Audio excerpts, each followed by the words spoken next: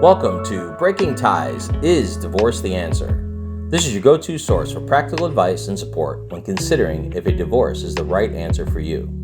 Join us each weekday for a quick chat where we'll uncover a variety of topics such as child custody, property division, and self-care.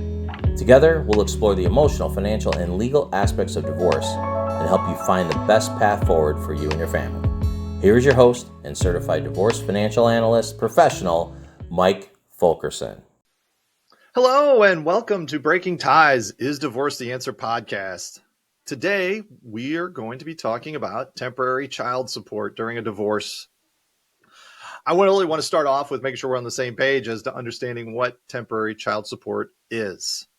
It's a type of support paid during the divorce process when final custody and support arrangements have not yet been determined. So this kind of takes place from the time you file for divorce until you guys work through and figure out what the custodial arrangement is. And then that's going to help determine how much child support is actually going to be paid.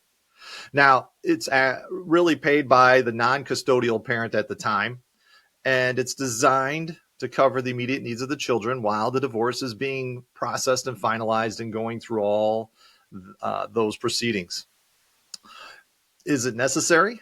Well, yes and no. I mean, really, during the divorce, the financial situation of both parents can change dramatically, and temporary child support ensures that the children's needs are met while the divorce proceedings are going on.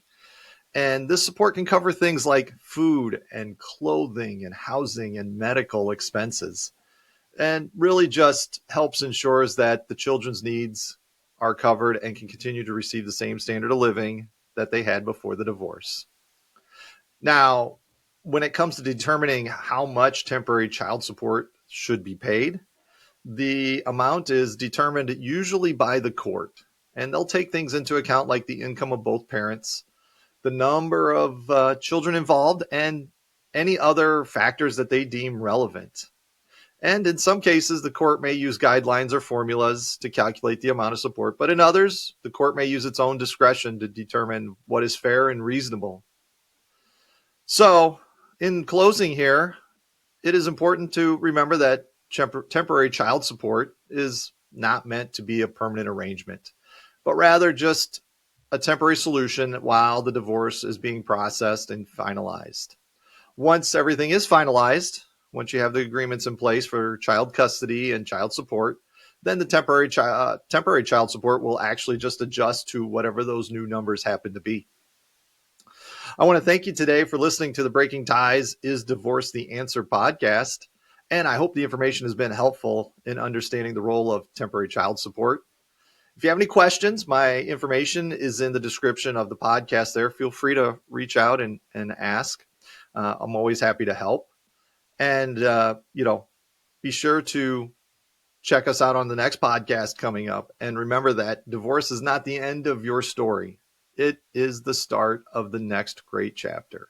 I want you to take care and have yourself a great day. We want to thank you for listening to this episode of Breaking Ties, Is Divorce the Answer? With Mike Fulkerson. For questions, please reach out to Mike via email in the description or give him a shout at 630-444-1410. And remember to subscribe, like, and follow.